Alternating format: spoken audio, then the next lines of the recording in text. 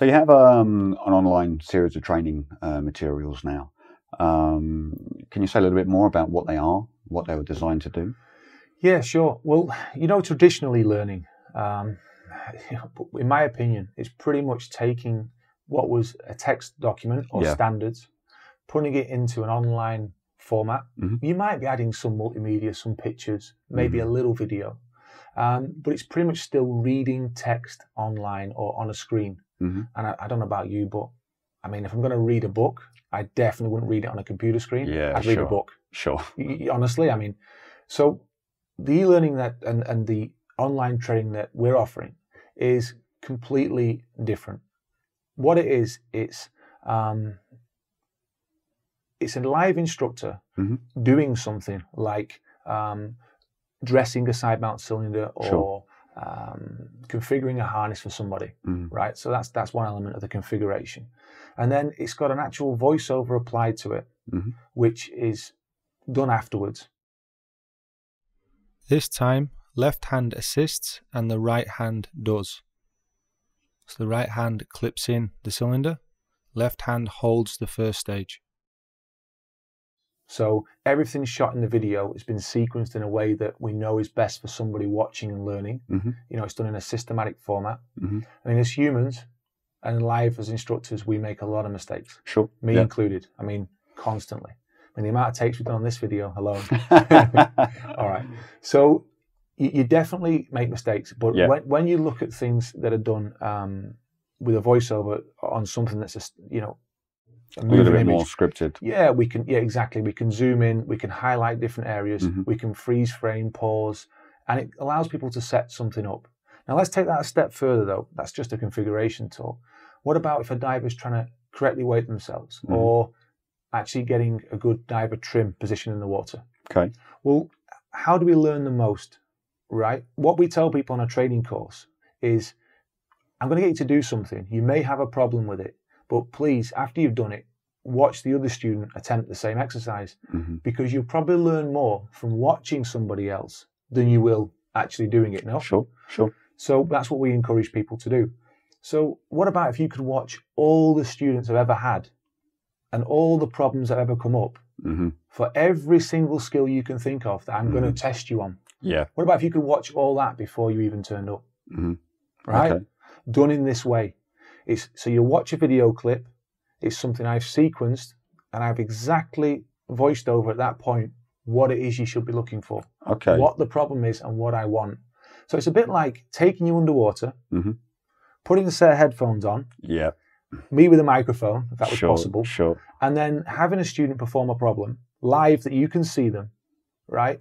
And then saying, right now, don't do that, do this. Or the reason that person's legs are dropping could be to do with the weight placement. So we'll try and move their weights to see what effect that has. Okay, weights are moved, but we've still got their feet dropping. It could be as simple as changing that fin out for something lighter. Then you can watch that same diver again now, almost perfectly trimmed or whatever that would be when they relax. So that diver trim check. Now that person watching this, I mean, wow. Yeah. Do they now need to make all those same mistakes? Probably not, right? So it sounds like quite a lot of content. I mean, how much content are we talking about here? Well, I mean, currently there's 23 hours. Okay. It's over, it's over a 7-course, sort of broken into 7 courses. The all divers part applies to a back mount and side mount diver. Okay. But what I've tried to do is keep all the lessons much smaller. So there's 169 individual lessons currently. This is going to go up by a considerable amount when we start putting this new content in. We're going to address it with another course that we've talked about, the instructor-led course or the instructor series.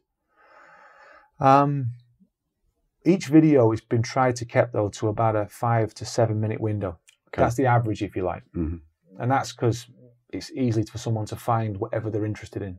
I mean, if you want to learn about SMB deployment, you want to go straight there and learn about it.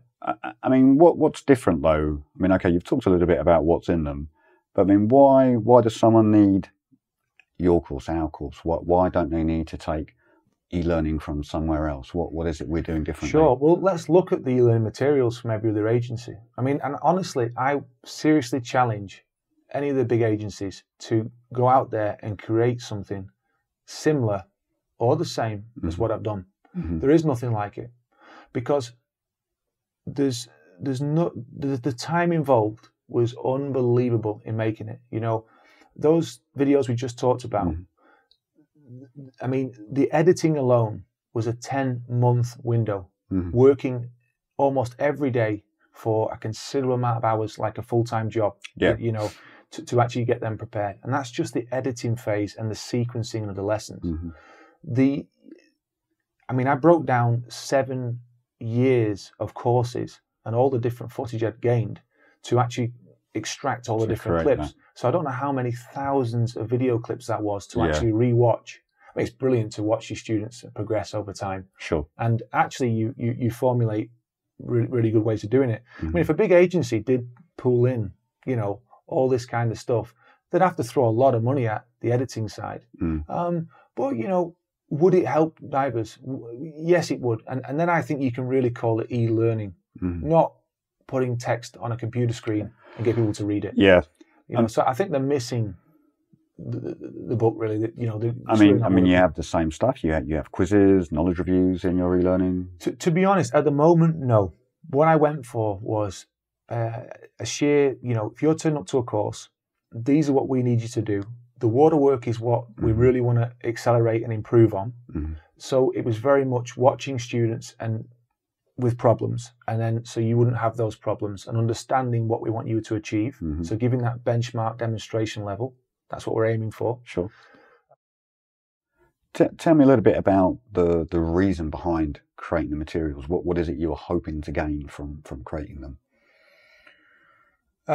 Well, what I wanted to gain was students were being better prepared for courses and then fast tracking their training when they're there. That fast tracking does not mean rushing it. It literally means strengthen up their learning curve so that they can just perform better. You see, I'm a big fan of improving divers at whatever level, whatever course. I don't need someone to come in, pay me money and beat them up style training, you know, make it hard. Sure. We hear this in rescue courses all the time, right? It was a tough course. It was a hard course. You know, I was made to, you know, really put under pressure. It was difficult. And I keep hearing those things, thinking that's not someone learning the best. You know, actually, if you apply well thought out lessons and give them good online materials before, all you're doing is setting them up for success when they turn up and arrive. Sure, that's a much better outcome when they leave you. And they're parting with their hard-earned money. You know, it's better spent, really. You know, and just touching on the cost of the online training.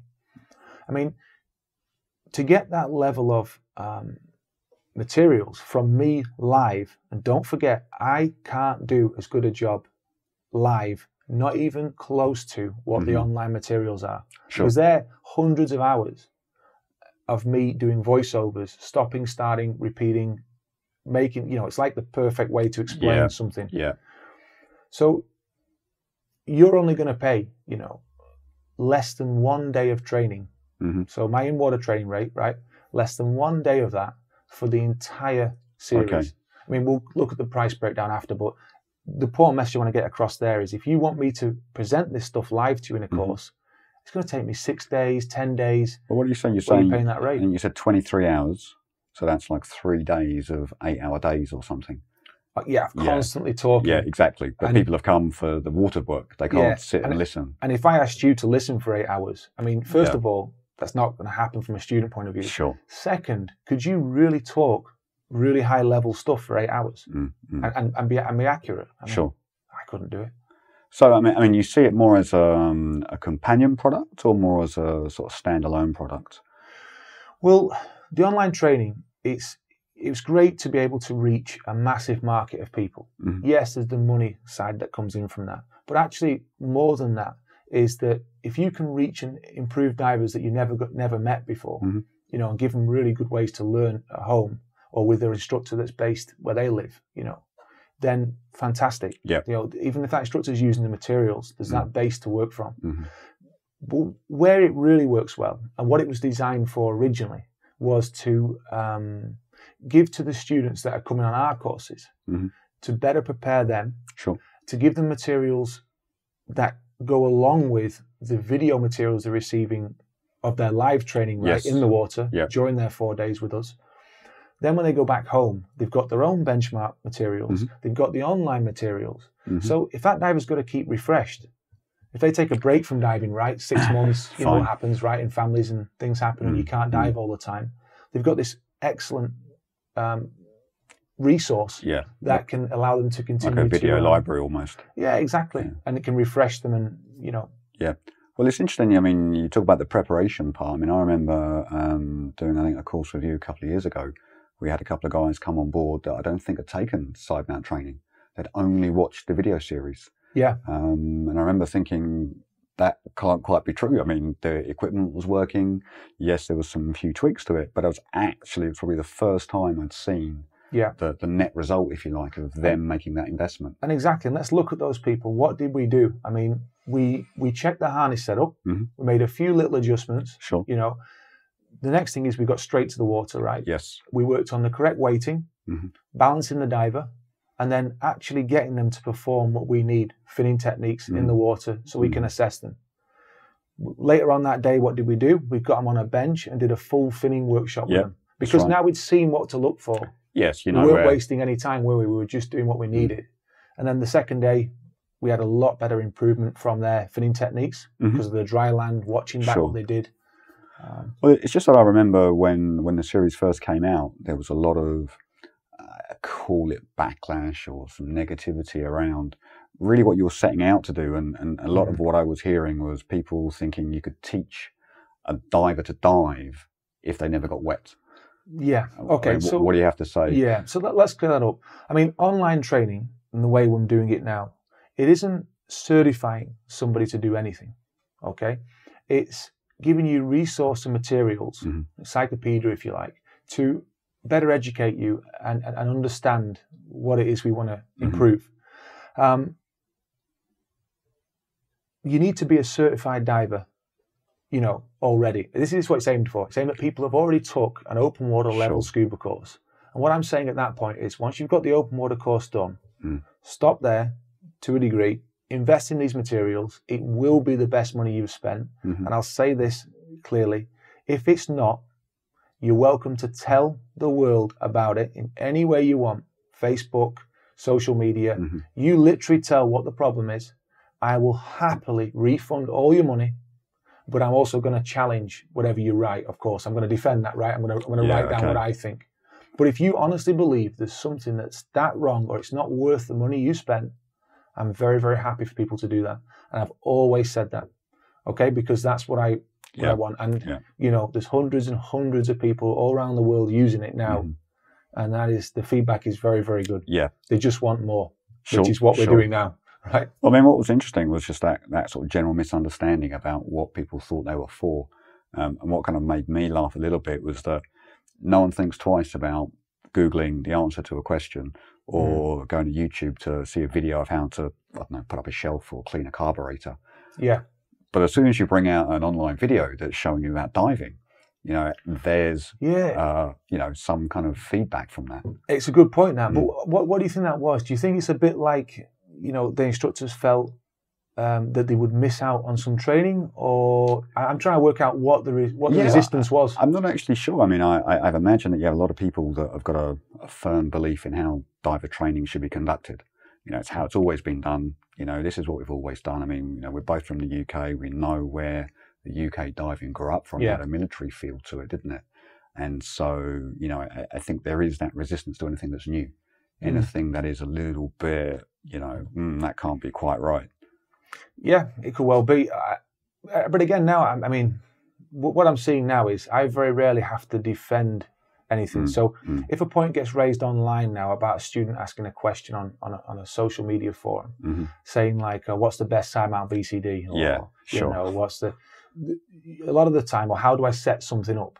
What I'm finding is that manufacturers generally aren't giving a lot of details. They're not bad, some of the manuals now, to be fair. But you still got to apply. I mean, a good side mount instructor who's done lots of setup would definitely be able to interpret that and do a good job. But, from a student's point of view, it's the first time they're thinking about making that investment in a product. First of all, you want to know it works. If If you just see many divers in training using it and it working, then you know it works. Sure. Now you need to set it up properly. And if you can have, you know, these video materials taking you through it step by step, you're able to set something up properly. Well, I think, you know, if you compare how it was when it first came out, and there was that slight reaction to it, whereas I think, you know, several years on, you know, I'm seeing people now that are actively promoting it. Your point about someone asking a question, how to do X, I'm seeing previous students write the answer and say, hey, I learned this from this video series. So when you look at the market uptake there, they seem to have changed a little bit the view of it. Yeah, no, that's great. Yeah, and I mean, I'm seeing obviously my videos getting recommended regular to in answers to those questions people post. I mean, that's brilliant, and obviously thank everybody who takes the time to do that, because you know it keeps me and us able to do this. Right, it's what puts the money in the pot and allows you to, you know, continue your life and make sure. Things. Well, I think, I mean, for me, I'm interested in why no one else is doing it. Why this appears to be the only thing that I've seen that is that comprehensive. I've got an easy way to explain that, actually. Blood, sweat, and tears. Okay. That's what they're going to need to put into it, and a lot of hours. Now, here's the problem. If you force yourself to do that, you know, a bit like Arnold Schwarzenegger is a good example, right? He trained himself constantly, day after day, like better than anybody else, so he could become a bodybuilder and the sensation he did, right? Now, he's one guy doing it. If you've got to get a team of people in an agency to all agree on something and work on something together, you've got so many different opinions and different work. It's just that where I could see a lot of problems happening. I think this because this was isolated with me taking student materials that I'd had before and then, you know, really looking into them and bringing it out. Yeah, sure. I mean, don't get me wrong, I had a lot of very good friends and people, and yourself included, you know, who have given a lot of feedback on that and certainly helped along with it, which has moved it on. But ultimately, it's got to be, like, in my opinion, one person who is kind of doing that work and seeing the consistency all the way through. So why hasn't an agency done it? I don't know. I mean, there's a lot of things I'd like to see changed in the industry to be improved, you know. When you look at the video series and you're showing skills, you know, have you decided what skills to show when or what order to put them in? I think just a logical sequence of when you would naturally teach that for somebody who's coming for that side mount essentials or essentials training, right? It makes sense to start with, you know, somebody being correctly weighted. What you don't want to do is on day 3 say, all right, now we're going to tackle correct weighting. And let's not start with something really advanced like, so the first spinning technique is the back kick. I mean, it doesn't make logical sense, right? You've got to keep people moving and learning the safety skills first. So being able to operate a BCD properly, regulate a switch, check your pressure gauges. I mean, all crucial skills, but if you can't hold still or be correctly weighted prior to doing that, it's going to make all those things harder. So it's just common sense, actually, applying that. So what you'll see is in the sequence of the online materials, based on somebody going through it and asking customers, actually, when they're navigating it, hey, what do you think? I mean, I did ask people for a lot of feedback, and I regularly do. And then you'll always see things are getting moved around, changed, added, you know, titles being changed sometimes just to clarify what it is. I mean, one off the top of my head, people were struggling to find the single cylinder video. So where we talk about that, and that's like a 16-minute long video. And actually what I did is I ended up duplicating that, you know, and just moving it into 2 different sections, just so there's no way that somebody could miss that. And it made it more logical for people. But I didn't want to move it out of the section. So, I mean, there's a degree of it mirroring the actual water training course, I guess. Yeah, definitely.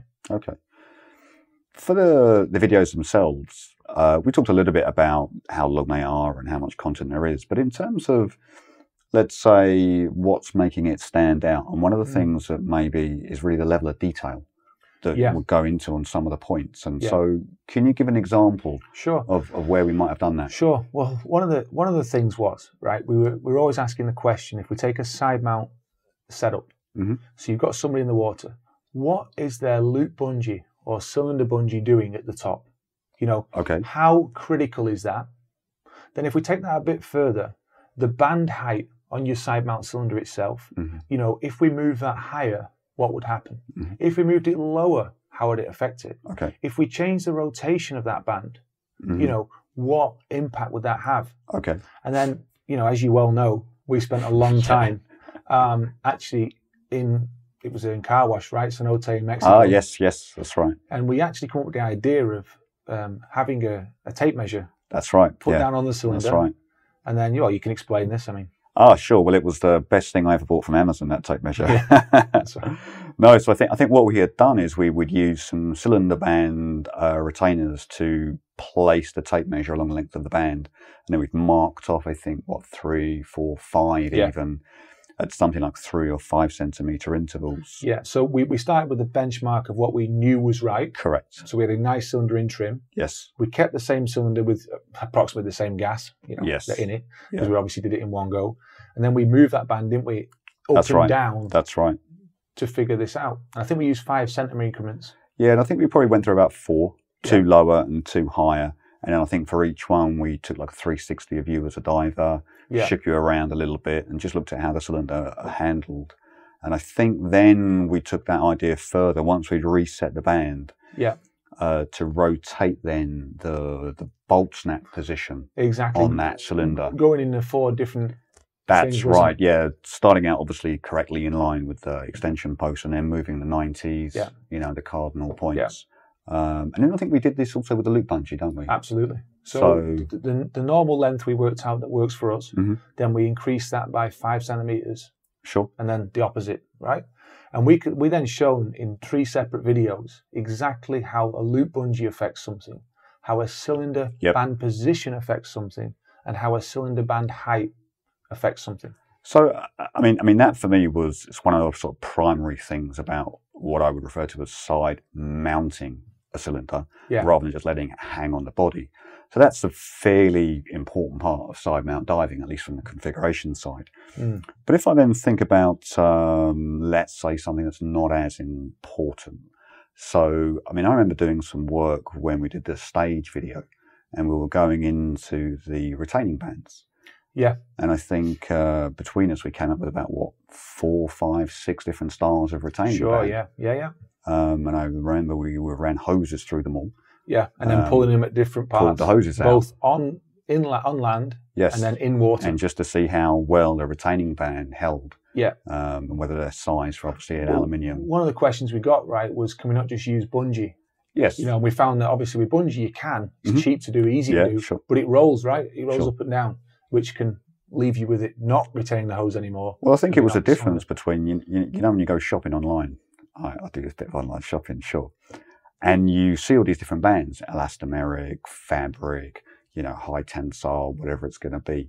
But you don't have really an idea what that's going to be like. So I think for someone to see, 2 guys or, a bunch of divers that have dived all these different things, how that's actually performing. And so that was, for me, something which was going to save a lot of people, A, asking all the time, B, spending on wrong equipment. Here's the other thing as well. When people go for a side mount course with anybody, are they even looking at this much detail? They're not, I guarantee they're not taking that time. Yeah. They may well make the tweaks on a bungee. They may well set the band height to what kind of works for that person. I'm not saying they're doing a bad job here. I'm saying, though, there's never that understanding from the student. So when the student's left you, and then they want to change out the bungee, you'll probably find 6 months later, 12 months later, they have never changed anything. And they're almost worried to change it because they don't know how it's going to impact. Yeah, no, sure. I mean, obviously the knowledge about what these things do is one thing, but I thought what was interesting was showing how some of the equipment performs. So I think, we show, 3, 4, 5 different styles of sliding D-ring, for example. And I think we're obviously going to include a handful of new ones now. Yeah. So I think I've probably got about 7 types in my bag somewhere. Exactly. It's obviously good fun to show people how that works. And so showing now online first, it's just going to give more people a more informed choice, really. Absolutely. And if you're telling people, the problems with something or what the pros are and the cons are, they can make an informed buying decision. Sure. And let's be honest, we go on Amazon or eBay now.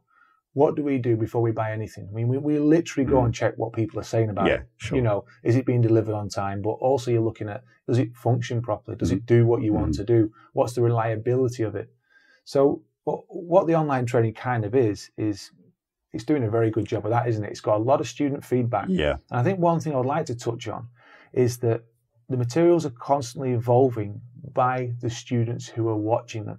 Mm. And what I mean by that is, obviously we talked about the 169 lessons. Yep.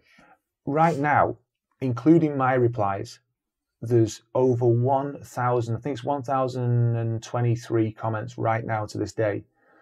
So someone's posted a comment on a video or said, oh, it was great, I learned a lot. It could be that. But it could also be, can you clarify this? Or, you know, do you explain how to do this? And then I'll probably link another video that they may not have watched yet, right? Sure. So it was always a place where I could see what was missing and see what needed to be improved. But from people asking questions and then me responding, it's constantly evolved those materials and video lessons that people are watching. Sure, like crowdsourcing, if you like. Yeah, absolutely. Yeah. Okay, so that's good. I mean, would you say that you know, they're good value, the materials? Well, I mean, I'd have to say yes, but absolutely. I mean, the first thing I got was a lot of feedback when I asked questionnaires to people, and they said it was that good, I would almost have paid double for it. But I'm glad I didn't have to. Yeah, of course, there's that joke, right? Now, online digital products, we all know we like to pay less and less online. We look for bargain codes. We get all that. What I will say is that you would pay me more for 1 day of in-water instruction for any level of course. Doesn't matter, right? You're paying for a day of training than you would for the entire online series. Okay, so that's compared to a day training rate. But what about compared to other things that are out there? So, I mean, I can go online and buy some e-learning from, let's say, another agency. Yeah. You know, how does the price of your materials compare to theirs? Sure.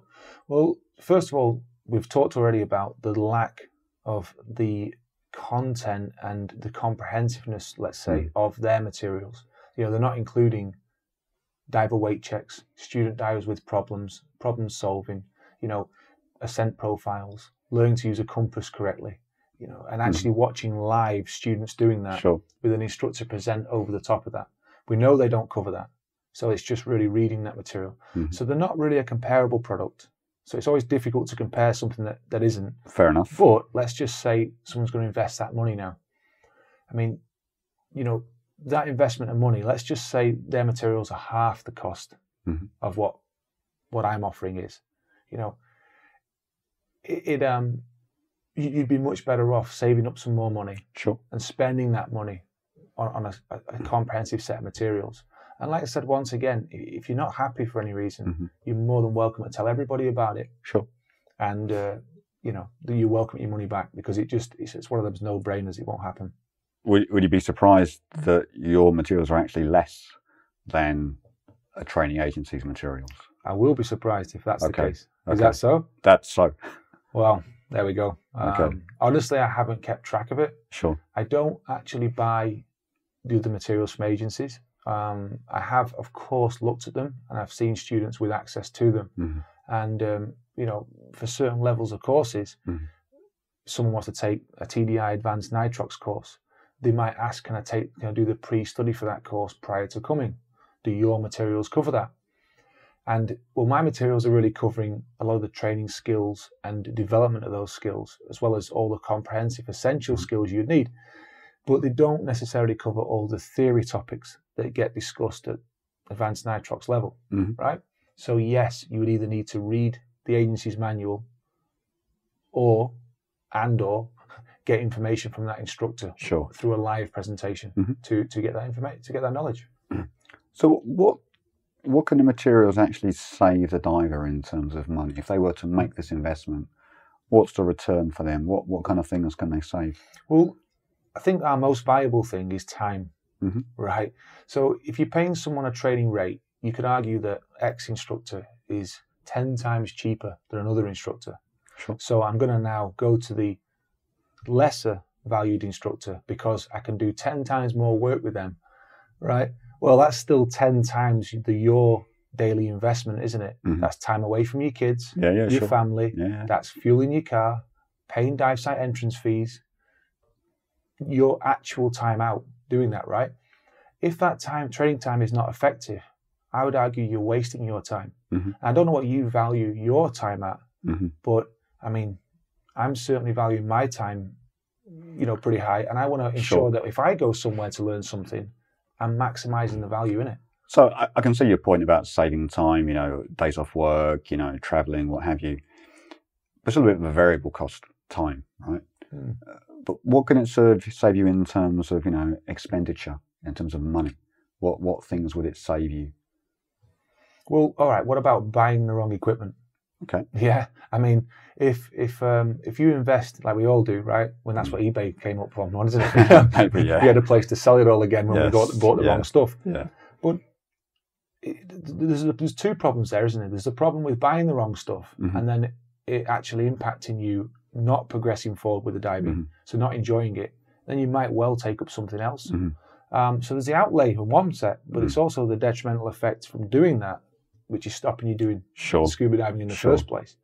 The second thing really is if you end up buying 2 or 3 side mount BCDs, for example, and harness and wing system, but they're not quite suitable, or you find that you try one later on that's better and works better for you, then arguably you've invested all that money, and they're not, $50 here. We're talking hundreds of dollars, aren't we? For a good system. So, I mean, for me, it's simple. Any good training course, an instructor, and that, you're investing in them, they should provide you with that equipment and certainly information to test these different products, or even the one that is the better one. Take the training on the best you can afford to. If it works for you and it does everything you want it to do, you've got your answer on what to buy.